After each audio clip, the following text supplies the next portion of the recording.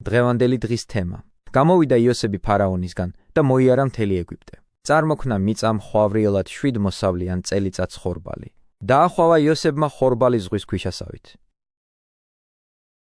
გინდათ რომ დღესაც განვაგრძოთ თხრობა იოსების შესახებ და განვიხილოთ ამ საოცარმა კაცმა მთელი ეგვიპტის მმართველობა რომ მიეცა, მისთვის ჩვეული კეთილგონიერებით როგორ დაამშვიდა მთელი ქვეყნის მცხოვრებნი. ნათქვამია, გამოვიდა იოსები ფარაონისგან და მოიარა მთელი ეგვიპტე. წარმოქმნა მიწა მხვავრიელად 7 მოსავლიან წელიწადს ხორბალი. დაახვალა იოსებმა ხორბალი ზღვის ქვიშასავით. მეფისგან სრული ძალაუფლებით აღჭურვილი იოსები კრებდა ყანების ნაყოფს და ქალაქებში აგროვებდა მათ. ამით მოსალოდნელი შიმშილის წლებისთვის სამყოფ საკვებს იმარაგებდა. ხედავ ეს მართალი უკვე დაჯილდოვდა თავისი სიკეთის, მოთმინებისა და სხვა სათნოებების საზღაურად დილეგიდან სამეფო პალატებში გადასახლდა. ნათქვამია, მას 2 ძე შეეძინა შიმშილის წლების დადგომამდე და უწოდა იოსებმა პირმშოს სახელად მენაშე, რადგან თქვა: დამავიწყა ღმერთმა მთელი ჩემი ტანჯვა წვალება და მამაჩემის სახლი. დაინახე ამ კაცის ღვთისმოსაობა იმაშიც, რომ ძის სახელში დებს ხსოვნას, რათა ამით მუდამ მადლობდეს ღმერთს, რათა ძეც საკუთარი სახელის მნიშვნელობითაც იცნობდეს განსაცდელსა და მოთმინებას, რომელთა წყალობითაც მართალმა იოსებმა ასეთ დიდებას მიაღწია. რადგან დამავიწყა ღმერთმა მთელი ჩემი ტანჯვა წვალება და მამაჩემის სახლი. რას ნიშნავს? მთელი ჩემი ტანჯვა წვალება. ფიქრობთ, აქ გულისხმობს თავის ორჯერად მონობას და დილეგში ტანჯვას. და მამაჩემის სახლი ან მამასთან განშორების ტანჯვა, როდესაც იგი მამობრივ ალერს მოწყვიტეს და ჯერ კიდევ სიყრმის ასაკში ასეთი მზრუნველობით აღზრდილი თავისუფლებიდან მონობაში ჩავარდა. ხოლო მეორეს უწოდა სახელად ეფრემი, რადგან თქვა: ნაყოფიერ მყო ღმერთმა ჩემი გაჭირვების ქვეყანაში. დააკვირდი რომ ამ მეორე ძის სახელით სრულმადლიერებას გამოხატავს. ამბობს, მე არათუ დავივიწყე ნამყო მწუხარება, არამედ კიდევაც გავმრავლდი ამ მიწაზე, რომელზედაც ესოდენ დიდი დამცირება გადავიტანე. ფსკერამდე დავეცი და ჩემი სიცოცხლეც კი საფრთხეში იყო. მაგრამ შემდგომ თხრობასაც დაუგდოთ ყური. 7 წლიანი უხვების მერე შიმშილის წლები დადგა, როგორც იოსები უქადდათ. სინამდვილემ ყველას დაანახვა ამ კაცის სიბრძნე და ყველა მას მორჩილებდა. მან წინდაწინქნა ისე რომ იმ დროისთვის, როცა ძლიერი შიმშილი იყო მოსალოდნელი, ეგვიპტელებს არაფერი მოკლებოდათ. ეგვიპტის ქვეყნად იპოვებოდა პური, მაგრამ როცა უპოვარობა გაძლიერდა, ხალხმა ფარაონს შეახაღა და რა კი გაჭირვება ვეღარ აიტანა. შიმშილით იძულებულებმა მეფეს მიმართეს, მაგრამ დააკვირდი მის მადლიერებასაც. გამოუცხადა ფარაონმა მთელს ეგვიპტეს: მიდით იოსებთან და როგორც გეტყვით, ისე მოიქეცით. იგი თითქოს ამბობს: ჩემთან რად მოდიხართ? განა ვერ ხედავთ რომ მე მხოლოდ მოსავს მეფის სამოსი?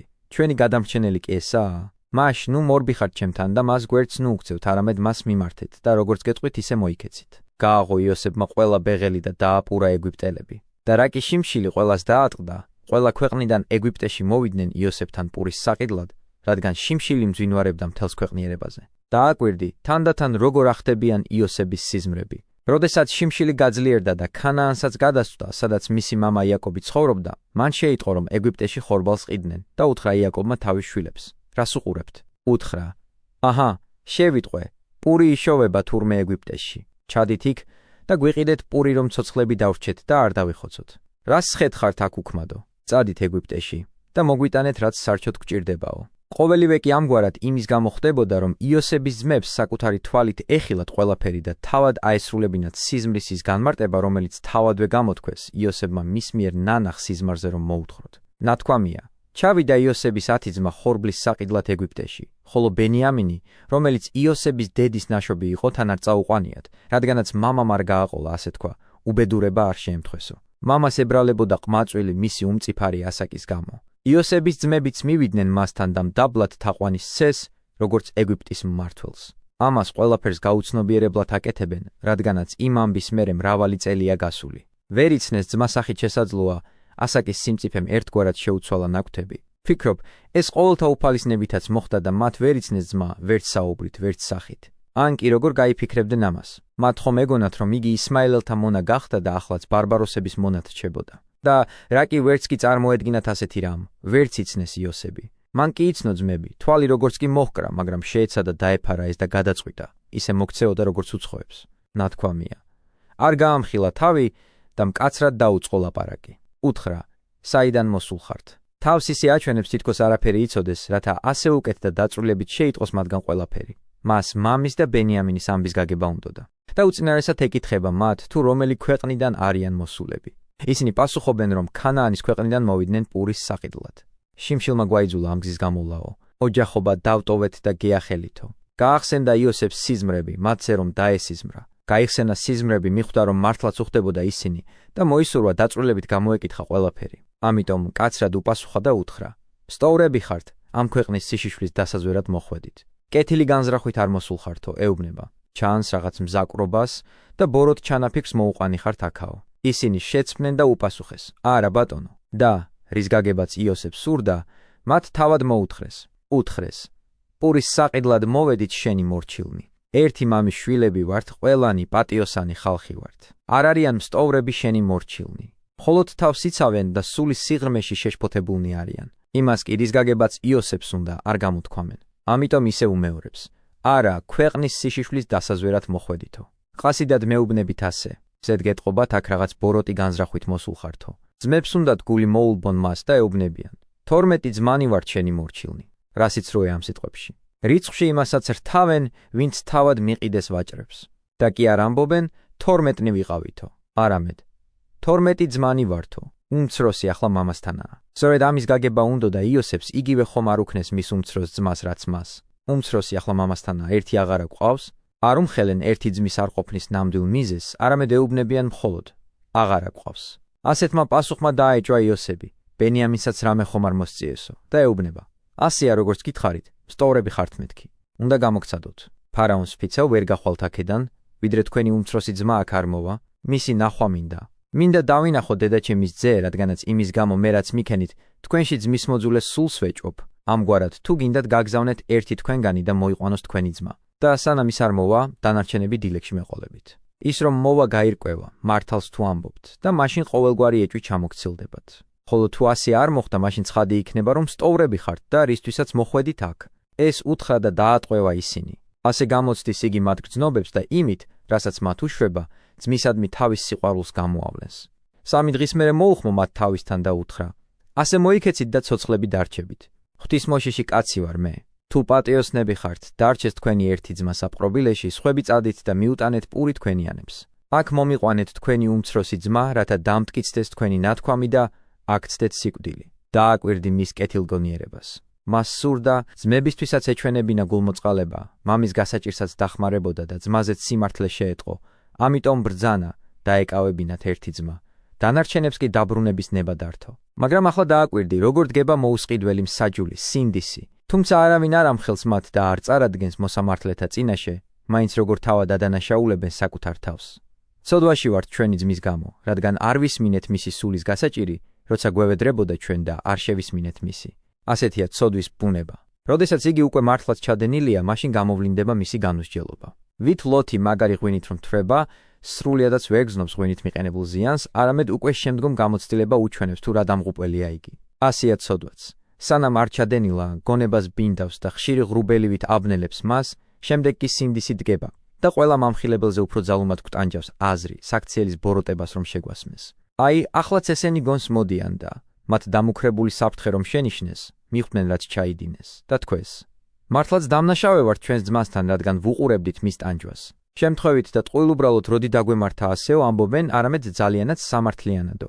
ახლა ვისჯებით იმ არაადამიანობისა და სისასტიკისთვის, რომელიც ძმას დავატეხეთ თავს. გვევედრებოდა ჩვენ და არ შევისმინეთ მისი, რადგანაც შეუბრალებელნი ვიყავით და სასტიკად მოვიქეცით, ამიტომ ახლა იგივე ჩვენ გვემართება. ამის გამო მოიწია ჩვენზე ეს გასაჭირი. ასე ეუბნებოდნენ ისინი ერთმანეთს და ფიქრობდნენ, რომ იოსებს არ ესმის მათი ნაუბარი. იგი თითქოს არ იცოდა და არ ესმოდა მათი ენა. მათთან საუბრისას იყენებდა თარჯიმას, რომელიც მის სიტყვებს ძმებს გადასცემდა. მათ ნათქვამს კი კვლავ იოსებს უთარგმნიდა. ეს რომ გაიგონა, რუბენმა უთხრა დანარჩენებს: "ხომ გეუბნებოდით, ბავშვის ცოდვაში ნუ ჩავდგებით მეთქი. თქვენ კი არ დამიჯერეთ და აჰა, ხლა მოგვეკითხა კიდეც მისი სისხლი. განა არ გირჩევდითო, ამბობს იგი, განა არ გთხოვდით, უსამართლოდ ნუ მოექცევითო? ამიტომ ახლა მოგვეკითხა კიდეც მისი სისხლი, რადგანაც განზრახვით უკვე მოკლული გყავთ იგი. თუმცა ხმლით ყელი არ გამოგიჭრიათ მისთვის, მაგრამ ბარბაროსებზე მიყიდვით სიკვდილზე უარესი მონობისთვის გასწირეთო. ამის გამი ახლა მისი სისხლი მოგვეკითხება. წარმოიდგინე, რა სიმძიმეა, მუდამ ქენჯნიდეს სინდისი, მუდამ თან გახლდეს ეს მამხილებელი, რომელიც ღაღადებს და დანაშაულს გახსენებს." იოსებმა ეს სიტყვები გაიგონა. ძმებმა კი ეს არ იცოდნენ, იმიტომ რომ მათ შორის თარჯიმანი იყო ჩაყენებული. მაგრამ ამის მერე მან ვეღარ გაუძლო, რადგანაც ძმური ბუნება და თანაგზნობა გასცემდა მას. შეტრიალდა იოსები, რათა მათ წინაშე არ გაცხადებულიყო. დაატირდა. მერე მოუბრუნდა მათ და ელაპარაკა. გამოარჩია მათგან სიმონი და მათ თვალწინ დაადო ბორკილი. დააკვირდი ყველაფერს ისე აკეთებს, რომ შიში მოჰგვაროს მათ, რათა მათ სიმონის ხუნდებს რომ დაინახავენ, ცხადად გამოავლინონ, დარდობენ თუ არა ისინი ძმაზე. ამას ყოველივეს იმისთვის აკეთებს, რომ მათი აზრები გამოიძიოს, რომ შეიტყოს, ბენიამინსაც ისევე სასტიკად ხო არ მოეპყნენ როგორც მას. ამიტომაც ბრძანებს, მათ თვალწინ შეკრან სიმონიც, რათა სრულად გამოსცადოს ისინი და გაიგოს, გამოავლენენ თუ არა ისინი სიყვარულს ძმისადმი. სიმონის გამო დამწუხრებულებს მათ უნდა დაეჩქარებინათ ბენიამინის მოყვანა და ეს უნდოდა იოსებსაც, რათა ძმის ნახვით საბოლოოდ დამშვიდებულიყო. ნათქვამია, ბრძანა იოსებმა, ხორბლით აევსოთ მათი ვაშკარანები, გადახდილი ვერცხლი მათ ვაშკარანებში ჩაედოთ და საგზალი მიეცათ. ასეც მოიქცნენ. კიდეს პურის სახედრებს და წავიდნენ. დააკვირდი, რა გულუხობას იჩენს იოსები. მათი განზრახვის მიუხედავად, ქველად ექცევა ძმებს და აძლევს არა მხოლოდ ხორბალს, არამედ ფულსაც. ერთ-ერთმა მათგანმა სახედრისთვის საკვები რომ დაეყარა, მოხსნა პირი ვაშკარანს და დაინახა თავისი ვერცხლი. უთხრა ძმებს, დაუბრუნებიათ ჩემი ვერცხლი. ჩემს ვაშკარანში დევს. გულზე შემოეყარათ და შიშით უთხრეს ერთმანეთს. ეს რა გვიყო ღმერთმა. ისინი კვლავ შეშფოთდნენ, დაეჭვდნენ. ამის გამო ბრალი მეტად ხო არ დაგვედებაო. სინდისით მხილებულები ყველაფერს მიაწერდნენ იმ ცოდვას იოსების წინაშე რომ ჩაედინათ. მამასთან რომ დაბრუნდნენ და ყველაფერი დაწვრილებით მოახსენეს, ისიც უამბეს რომ ეგვიპტის მმართველი მათ განურისხდა და დილეგში ჩაამწყვდია ისინი როგორც მსტოვრები. მოუთხრობდნენ, უთხარით, პატიოსნები ვართ, მსტოვრები არა ვართ. 12 ძმანი ვართ, ერთი მამის შვილები. ერთი აღარა გვყავს ცოცხალი. უმცროსი ახლა მამასთანაა ქანაანის ქვეყანაში. გვითხრა იმ კაცმა ქვეყნის პატრონმა, ამით გავიგებ, პატიოსნები ხართ თუ არა. ერთი ძმა დამიტოვეთ, თქვენ კი აიღეთ პური თქვენიანებისთვის და წადით. მომიყვანეთ თქვენი უმცროსი ძმა და დავიჯერებ, რომ სტოვრები არა ხართ, რომ პატიოსანი ხალხი ხართ. ამან ისევ დაამწუხრა მართალი იაკობი. ამ სამწუხარო ამბის მერე, როდესაც მათ დაცალეს თავიანთი ვაშკარანები, ყველა მიპოვა თავისი ვერცხლი და შეშინდნენ ისინიც და მათი მამაც. და მოხუცი მამა კვლავ ცრემლს ხრის, რას ეუბნება ძეებს. შვილები წამართვით. იოსები აღარ მყავს, სიმონი აღარ მყავს. ახლა ბენიამინი მიყავთ. ყველაფერი მე დამატყდა თავს.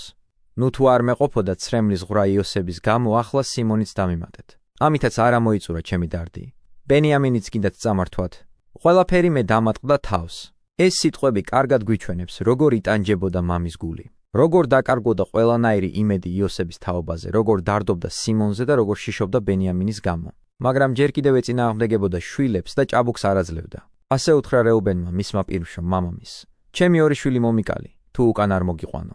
მე ჩამაბარე და მევე დაგიბრუნებ. მე მომანდეო, ეუბნება მე მომეცი. მევე დაგიბრუნებ უკან. რუბენი ასე იმიტომ იქცეოდა, რომ იცოდა, ბენიამინის გარეშე ვეღარ ჩავიდოდნენ ეგვიპტეში და ვერ იყიდნენ, რაც სჭირდებოდათ სარჩოდ.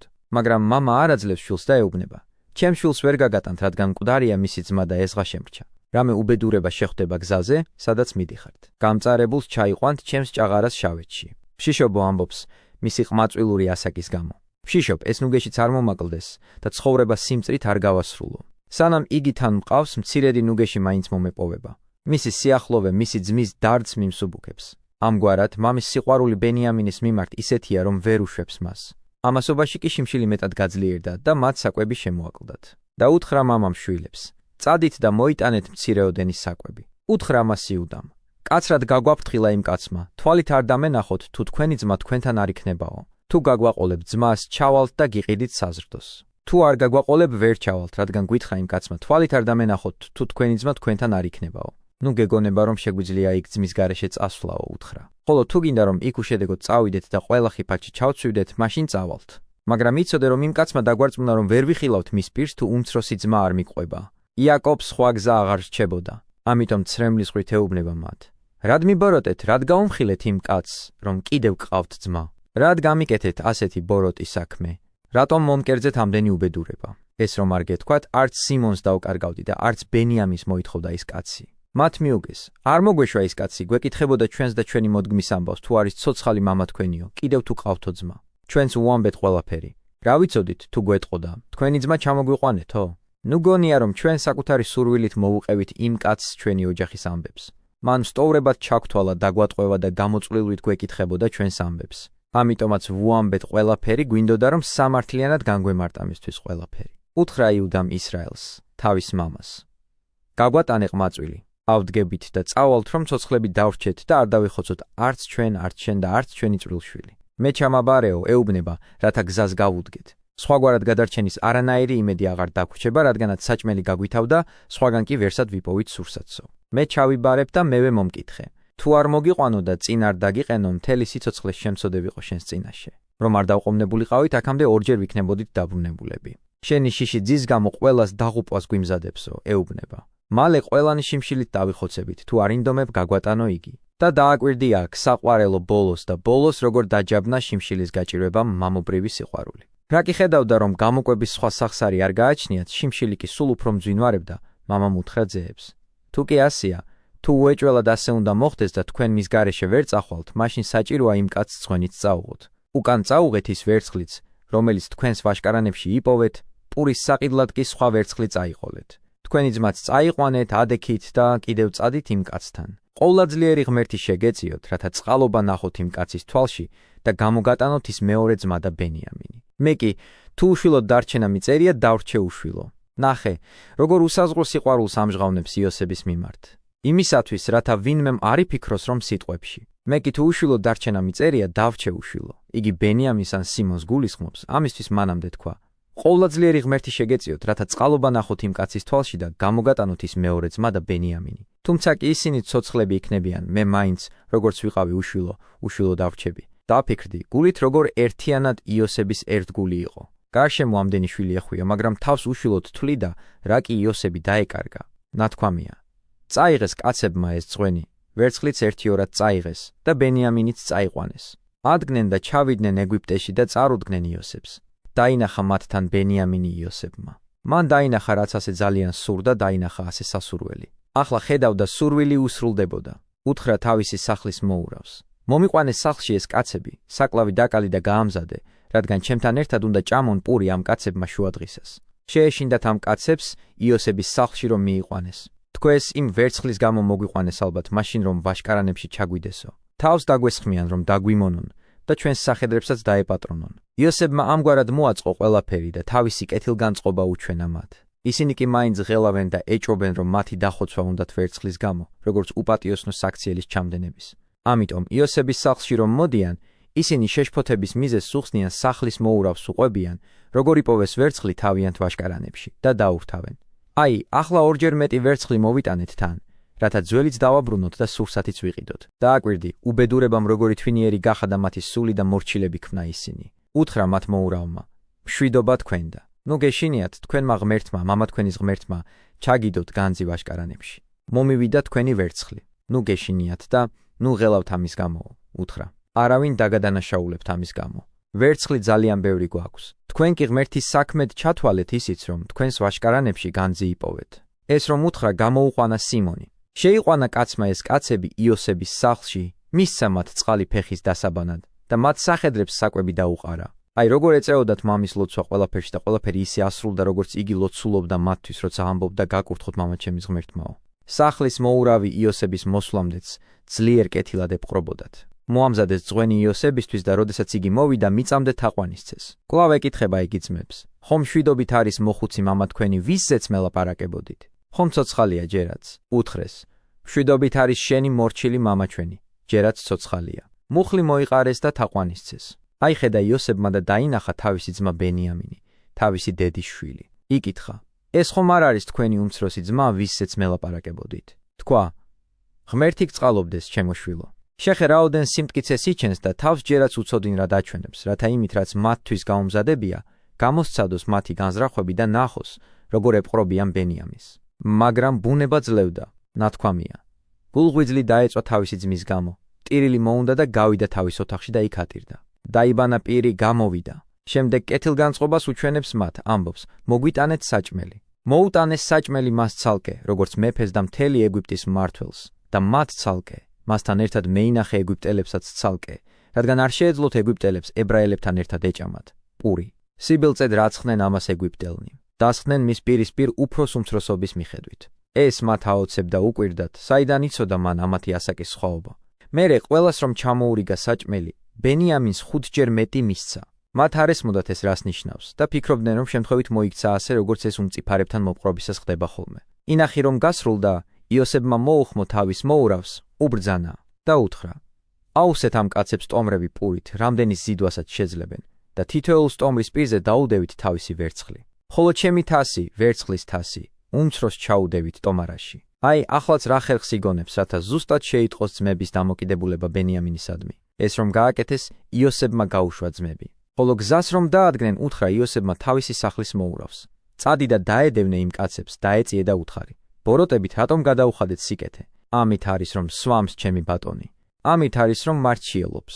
ცუდი საქმე გიქნიათ. მოურავი ეწევა მათ და ეუბნება: თქვენს კეთილის მყოფელს ბოროტებით რატომ გადაუხადეთ? თქვენი მზაკრობა რად მიმართეთ მასზედაც კი, ვინც ასე კარგად მოგეპყრათ? რატომ არ მოგერიდათ იმ დიდ სულოვნების, მან რომ გამოავლინა თქვენთვის? ეს რა ბოროტებაა? რა სიშლეგე ჩაიდინეთ? თუ არ იცით რომ ეს ის ჭურჭელია, რომლითაც ჩემი ბატონი გრძნეულებას ჩადის? ცუდადაა თქვენი საქმე, დამღუპველია თქვენი განზრახვა. უპატიებელია ჩანაფიქრი, დიდია სითავხედე, ყველანაირ სიავეს აჭარბებს იგი. მათ მიუგეს, რად ამბობს ბატონი ასეთ სიტყვებს? ეუბნებიან, ბრალს რად გვდებო საქმეში, რომელშიც უდანაშაულონი ვართო? ღმერთმა დაიფაროს შენი მორჩილნი ამგვარი საქმისაგან, ამას არასოდეს გავბედავთ. თან ორმაგი ოდენობის ვერცხლი მოვიტანეთ და იმას როგორ ვიზამდით, რომ ვერცხლი ან ოქრო მოგვეტაცებინა?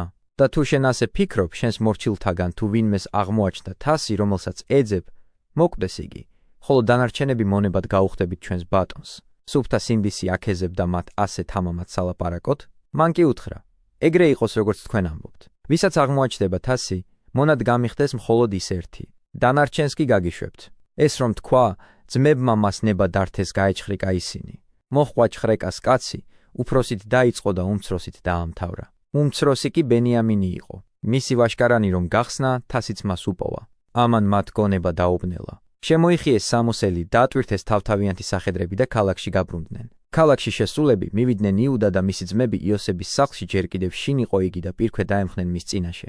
დააკვირდი, რამდენ თაყვანს სცემენ ისინი იოსებს. იოსებმა მათ უთხრა: ეს რა ჩაიდინეთ? განა არ იცით რომ მე გზნეულებით ვგზნეულებ ამ თასზე? მიუგო იუდამ: რა ვუთხრათ ჩვენს ბატონს, რა ვთქვათ, რით ვიმართლოთ თავი? ღმერთმა უპოვა ბრალი შენს მორჩილთ. კვლავ იხსენებენ ისინი, თუ როგორ მოექცნენ იოსებს. აჰა, მონები ვართ ჩვენი ბატონისა, ჩვენს და ისიც, ვის ხელშიც აღმოჩნდა თასი. აი, ახლა გამოავლენენ ისინი სულიერ სიკეთეს და ძმასთან ერთად მონებად ეძლევიან. მაგრამ უთხრა იოსებმა: ვერ ვიზამ ასე. ვის ხელშიც აღმოჩნდა თასი, ის გამიხდეს მონად, დანარჩენები მშვიდობით დაბრუნდით მამა თქვენთან. აი, რიშიშიც ჰქონდა მამას, სწორედ ის დაემართათ. ისინი შეშინდნენ, შეცბნენ, აღარ იციან რა ქნან. ახლოს მივიდა იუდა და უთხრა, რადგან მან წამოიყვანა ჭაბუკი მამისგან და ეუბნებოდა: თუ არ მოგიყვანო და წინ არ დაგიყენო, მთელი სიცოცხლე შემწოდე ვიყო შენს წინაშეო. ამიტომ ახლა იოსებს მიახლოებული, დაწვრილებით უყვება ყველაფერს, რათა თანაგრძნობა გააღვიძოს მასში და ყმაწვილის გათავისუფლება მოანდომოს. ახლოს მივიდა იუდა და უთხრა: გევედრები, ჩემო ბატონო, სიტყვა ათქმევინე შენს მორჩილს. დააკვირდი, სულ ისე ელაპარაკება, როგორც მონა ბატონს. გაიხსენე ახლა ის სიზმრები ძნებზე, რომლებმაც მისდამი ძმების სიძულვილი გააძლიერა და გაიოცე ღმერთის სიბრძნის კეთილგანგებულება, რომელმაც ყველაფერი აასრულა ამდენი დაბრკოლების მიუხედავად. გევედრები, ჩემო ბატონო, სიტყვა ათქმევინე შენს მორჩილს, ნუ განურისხდები შენს მორჩილს, რადგან ფარაონის ტოლი კაცი ხარ. ჩემმა ბატონმა ჰკითხა თავის მორჩილთ, მამა ან ძმა თუ ყავთო. ჩვენც ვუთხარით ჩვენს ბატონს. მოხუცებული მამა ყავს და პატარა ბავშვი, მის სიბერეში შობილი. ძმა მოუკვდა. წარმოიდგინე, რა ემართებოდა იოსებს ამას რომ ისმენდა. იზღა დარჩა მისი დედისგან, ამიტომაც უყვარს იგი მამამისს. რატომ ტყუის ახლაც და ამბობს, ძმა მოუკვდაო, როცა მათ ვაჭრებს მიყიდეს იგი. ამას იმიტომ შვრება, რომ მათ მამა დაარწმუნეს, იოსები მკვდარია და მხეცებმა შეჭამესო. ამას გარდა ფიქრობდნენ, რომ მან ვერ გადაიტანა ბარბაროსების მონად ყოფნა და უკვე მოკვდა. ამიტომაც ამბობს, ძმა მოუკვდა. შენ კი გითხარი შენს მორჩილთ. ჩამომიყვანეთ, ჩემი თვალით ვნახოო. გითხარი შენს მორჩილთ. თუ არ ჩამოგიყვანიათ თქვენი უმცროსი ძმა, თვალით აღარ დამენახოთო. როცა მივედით მამაჩემთან, შენს მორჩილთან, შევატყობინეთ ჩვენი ბატონის ნათქვამი. გითხრა მამაჩვენმა: დაბრუნდით, გვიყიდეთო მცირეოდენი პური. უთხარით: ვერ ჩავალთ. უმცროსი ძმა თუ ჩვენთან იქნება, მაშინ ჩავალთ. რადგან ვერ დავენახვებით იმ კაცს, თუ უმცროსი ძმა ჩვენთან არ იქნება. გითხრა მამაჩემმა, შენმა მორჩილმა: თქვენ იცით, რომ ორი ვაჟი მიშვა ჩემმა ცოლმა. ერთი წავიდა ჩემგან, ვთქვი, მხეცმა დაგლიჯა მეთქი. დააკვირდი, იუდას თავდასაცავად ნათქვამიდან იოსები, რა გამოწვლილვით იგებს ყველაფერზე, რაც კი მოხდა მამის სახლში მას მერე, რაც იგი გაყიდეს, როგორ განაწყვეს მამა და რა უთხრეს მასზე. ამასაც მაშორებთ და თუ რამე უბედურება შეემთხვა გზაზე, ჩემს ჭაღარას გამწარებულს ჩაიყვანთ შავეთში. და თუ მამა ჩვენს ასე ძალიან უყვარს ეს ყმაწვილი, როგორღა ვეჩვენოთ მის გარეშე. ახლა რომ მიუვალთ მამა ჩვენს და არ მიუყვანთ ყმაწვილს, რომლის სულთანაც მისი სულია გადავსკვნილი. დაინახავს რომ არ არის ყმაწვილი და მოკვდება და გამწარებულს ჩავიყვანთ შენი მორჩილნი მამა ჩვენის, შენი მორჩილის ჭაღარას შავეთში. რადგან შენმა მორჩილმა ჩავიბარე ეს ყმაწვილი მამისგან და ასე უთხარი. თუ უკან არ მომიყვანია, მთელი ჩემი სიცოცხლე შემწოდე ვიყო მეთქი მამა ჩემის წინაშე. მამას ასე დაუპირდი, რათა ყმაწვილი მომეყვანა და შენინება შემესრულებინა და ამით დაგვეთკიცებინა, რომ სიმართლეს გეუბნებოდით და რომ ჩვენ სიტყვებში სიცრუის მისხალიც არ იყო. ახლა დარჩეს შენი მორჩილი შენს მონად ამ ყმაწვილის სანაცვლოდ, ყმაწვილი კი თავის ძმებს წაჰყვეს. როგორ მივიდე მამა ჩემთან, თუ ყმაწვილი ჩემთან არ იქნება? ნუნც შევსწრები ვარ უბედურებას, რაც მამა ჩემს დაატყდება თავს. ამ სიტყვებმა შეძრეს იოსები და საკმარისად დაუდასტურეს მისი ძმების მოწიწებაც მამის მიმართ და ძმის სიყვარულიც. ვეღარ შეიკავა თავი იოსებმა მხლებელთა წინაშე და დაითხოვა ყველა და მათთან მარტო რომ დარჩა, გაუმხილა მან თავისი ვინაობა ძმებს. იწყო ხმამაღალი ტირილი და ეს შეიტყო მთელმა სამეფომ და მოესმა ფარაონის სახლს. უთხრა იოსებმა ძმებს: იოსები ვარ, ცოცხალია ჯერ კიდევ მამა ჩემი? გონია რომ აქ უნდა გაგვაკვირვოს ამ ნეტარი კაცის სიმტკიცემ იმან რომ აქამდე შეძლო ეთვალთმაქცა და თავი არ გაემხილა და კიდევ მეტადაც გასაოცარი ისაა რომ ძმებს მუხლები არ მოეკეცათ და ბოლოს ხმის ამოღებად შეძლეს რომ სული არ განუტევეს რომ გონი არ შეერყათ რომ მიწა არ გაუსკდათ ფეხქვეშ. ვერ გასცეს პასუხი ძმებმა, რადგან შეეშინდათ მისი. სამართლიანია მათი შიში, რომ წარმოიდგინეს თუ როგორ მოექცნენ ძმას და როგორ იქცეოდა იგი მათ წინაშე. რომ გაიხსენეს დიდება, რომელშიც იოსები მაშინ სუფევდა, მათ ასე ვთქვათ, საკუთარი სიცოცხლის გამო შეეშინდათ. ამიტომაც იოსები, რომელსაც მათი გამხნევება სურს ეუბნებათ, მომიახლოვდით. ნუ გამშორდებითო ეუბნება, ნუ ჩათვლით რომ ყველაფერი თქვენ თავად დამმართეთო. ამის მიზეზი იყო არა იმდენად თქვენი სიძულვილი, რამდენადაც ღმერთის სიბრძნე და გამოუთქმელი კაცთმოყვარება და ყოველივე ასე სწორედ იმისთვის მოხდა რომ აქ მოსულს ახლა საჭირო დროს შემძლებოდა თქვენთვისაც და ამ ქვეყნისთვისაც საზდო გამეჩინა. უთხრა მათ იოსებმა: იოსები ვარ თქვენი ძმა, ეგვიპტეში რომ გამყიდეთ. ნუ ღარ იწუხებთ და ნურც თავს გაკიცხავთ. ნუ გაცბუნებთ და სისასტიკეთ ნუ ჩათვლით იმას რაც მოხდა, რადგანაც ეს ღმერთის განგებით მოხდა. თქვენი სიცოცხლის სახსრად გამომგზავნა ღმერთმა, რადგან ეს 2 წელი შიმშილია ქვეყანაში და კიდევ 5 წელი არ იქნება ხვნა და მკა. გამომგზავნა ღმერთმა თქვენს წინაშე, რათა დაგარჩინოთ ამ ქვეყნად, სიცოცხლე შეგინარჩუნოთ და მოგიტანოთ დიდი საშველი. თქვენ კი არ გამოგიგზავნივართ აქ, არამედ ღმერთმა დამადგინა. დააკვირდი ერთხელ მეორედ მესამედ რომ ანუგეშებს მათ. აუბნება რომ მათ არ სახავს თავისი ეგვიპტეში გადმოხვეწის მიზეზად, არამედ ღმერთს რომელმაც მოაწყო ამგვარად და დიდებას მიაღწევინა. ღმერთმა დამადგინა მამად ფარაონისა მისი სახლის პატრონად და მთელი ეგვიპტის ქვეყნის გამგებლად. ეს ძალაუფლება ჩემმა მონობა მომიტანაო, ამბობს. გაყიდვა მომაპოვებინა ასეთი აღმატებულობა. უბედურება გამიხდა ასეთი კეთილდღეობის მიზეზი, შურმა გამიმზადა ეს დიდება. ამას არა მხოლოდ ყური ვუგდოთ, არამედ მიუბაძოთ კიდევაც და ჩვენც ასე შეუნდოთ ჩვენს მაწყინარებს და ბრალად ნუ დავდებთ იმას, რაც ჩვენთვის გაუკეთებიათ, არამედ ყველაფერი მორჩილად გადავიტანოთ, საოცარი იოსების დარად. ამგვარად ეუბნება გარწმუნებთ, თქვენ არ მოგაწერთ იმას, რაც დამემართა და ბრალს არ გდებთ, არამედ ღმერთს ახავ ყველაფრის მიზეზად, რომელმაც ყველაფერი მოაწყო დღევანდელ დიდებამდე ჩემს მისაყვანად. საჩქაროდ წადით მამა ჩემთან და უთხარით: ასე ამბობს თქო შენი შვილი იოსები. ღმერთმა დამადგინა მთელი ეგვიპტის პატრონად. ჩამოდი ჩემთან, ნუ დაყონდები თქო. იცხოვრე გოშენის მხარეში. ახლოს იქნები თქო ჩემთან შენ და შენი შვილები, შენი შვილთა შვილები, შენი ცხვარძროხა და მთელი შენი საბადებელი. აქ შეგინახავ თქო, რადგან კიდევ 5 წელი გასტანს შიმშილი, რათა არ გაჩანაგდე შენი სახლითა და მთელი შენი საბადებლით ურთ. აჰა, ხო ხედავს თქვენი თვალი და ჩემი ძმის ბენიამინის თვალი, რომ ეს ჩემი ბაგეებია, თქვენ რო გელაპარაკებათ. მოახსენეთ მამა ჩემს მთელი ჩემი დიდების ამბავი ეგვიპტეში და ყველაფერი რაც ნახეთ. იჩქარეთ, ჩამომიყვანეთ მამა ჩემი. ეს რომ თქვა, საკმარისად რომ დაამშვიდა ისინი და უბრძანა, მოეთხროთ მასზე მამისთვის და საჩქაროდ ჩამოეყვანათ მასთან, ყელზე მოეხვია თავის ძმას ბენიამინს და ატირდა, რადგან ერთი დედის შვილები იყვნენ ისინი. ბენიამინიც ტიროდა მის მკერდზე. სათითაოდ გადაკოცნა ძმები, ტიროდა და ეხვეოდა მათ. ასეთი სიტყვების წარმოთქმის, ცრემლების და მისგან გაგონილი რჩევის მერეც კი ძმები ძლივს ახერხებენ მასთან დალაპარაკებას. ნათქვამია, მხოლოდ ამის შემდეგ დაელაპარაკნენ ძმები. მის წვდახმა ფარაონის სახლს იოსების ძმები ჩამოვიდნენ. ეამა ფარაონს და მთელ მის სახლობას.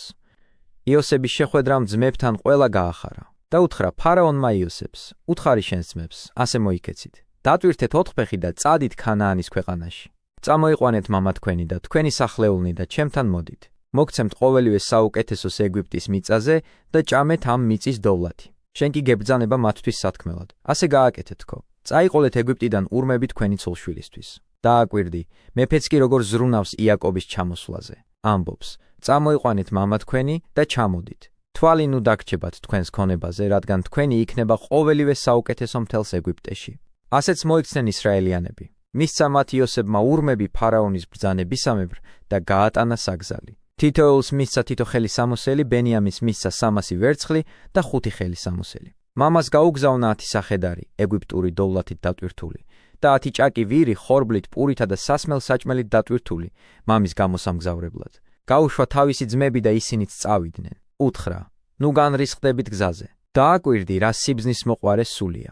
არა მხოლოდ თავად განიკარვა გულიდან მათზე რისხვა, არამედ მათაც შეაგონებს გზადმრისხანებას არ მიეცნენ და ერთმანეთს ნუ დააბრალებენ მომხდარს. მართლაც და თუ ცოტა ხნის წინ იოსებს რომ წარუდგნენ, ისინი ერთმანეთს ეუბნებოდნენ. ცოდვაში ვართ ჩვენი ძმის გამო, რადგან არ ვისმინეთ მისი სულის გასაჭირი, როცა გვევედრებოდა ჩვენ და არ შევისმინეთ მისი. და მაშინ რუბენი ამბობდა, ხომ გეუბნებოდით ბავშვის ცოდვაში ნუ ჩავდგებით მეთქი. თქვენ კი არ დამიჯერეთ, ამიტომ იოსები ამბობს, ნუ განრისხდებით გზაში. იფიქრეთ იმაზე, რომ მე ბრალად არ დამიდვია თქვენთვის ის, რაც მიყავით და თქვენს კეთილად განეწყვეთ ერთმანეთის მიმართ. განა შეიძლება სათანადოდ გავიოცოთ ამ მართალი კაცის სათნოებანი, რომელიც დიდი გულმოდგინებით ასრულებდა სიბრძნის მოძღვრებას, ახალ აღთქმაში რო გაგვეცხადა. ის, რაც ქრისტემ ამცნო მოციქულებს. გიყვარდეთ მტერნი თქვენი და აკურთხევდით მწყევართა თქვენთა, იგივე და ამაზე მეტიც ჩაიდინა იოსებმა. მან არა მხოლოდ დიდი სიყვარული უჩვენა მათ, ვინც მზად იყვნენ, მოეკლათ იგი. არამედ კიდევაც ყველანაირად ეცადა დაერწმუნებინა, რომ მათ სრულიადაც არ შეუცოდავთ მის წინაშე. რა მაღალი სიბრძნეა. რა მტკიცე სათნოებაა. რაოდენ დიდი სიყვარულია ღმერთისადმი. თქვენ კი არ გიქნიათ ეს ჩემთვისო ეუბნება, არამედ ღმერთმა დაუშვა ასეთ ჩემზე ზრუნვით, რათა სიზმრებიც ამსრულებოდა და თქვენთვისაც ხსნის იარაღი გამხდარიყავიო.